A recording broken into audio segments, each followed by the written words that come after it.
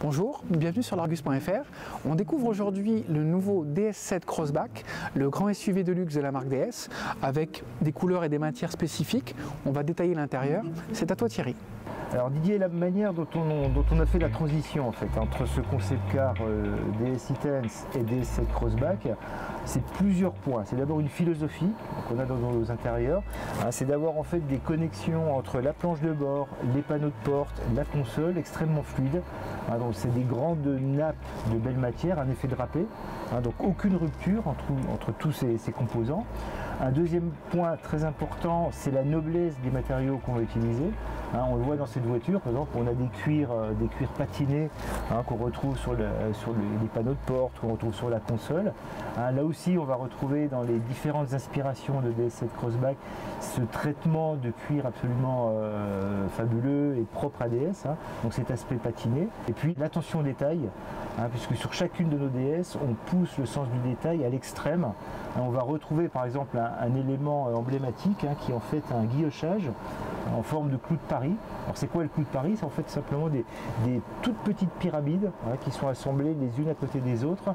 Et en fait c'est un motif de guillochage qu'on retrouve beaucoup dans la haute horlogerie, dans la joaillerie, et qu'on a introduit dans ce concept car et qu'on retrouve également sur DS7 Crossback, à la fois sur la console, qu'on retrouve également sur certains éléments de la planche de bord, qui viennent juste souligner de manière très raffinée, très discrète et subtile les éléments techniques ou technologiques de la voiture.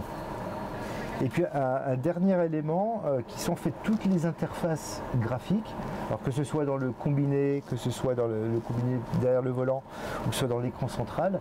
Là aussi on a développé un univers graphique inédit pour Intense qu'on retrouve trait pour trait dans DS7 Crossback, donc avec le même type d'interface graphique, sont très innovantes, avec une approche vraiment propre à la marque DS, qui rend en fait nos informations, la lecture de nos informations, la manière dont on les donne à la fois aux passagers et aux conducteurs, tout à fait unique et propre à la marque. Maintenant, on va pouvoir prendre place à bord virtuellement du DS7 Crossback. Je chausse mes lunettes et c'est parti. Nous prenons place virtuellement à bord de la version La Première, c'est la version la plus haut de gamme, en référence à la première classe des avions Air France. Thierry effectivement ne nous a pas menti, parce que pour ce qui est de l'interface, c'est exactement la même chose que dans le concept car Intense, avec une forme de diamant et de pyramide au niveau de la dalle devant le conducteur et puis sur la console centrale. Et puis après, les formes fluides du mobilier sont là encore une continuité parfaite avec le concept car.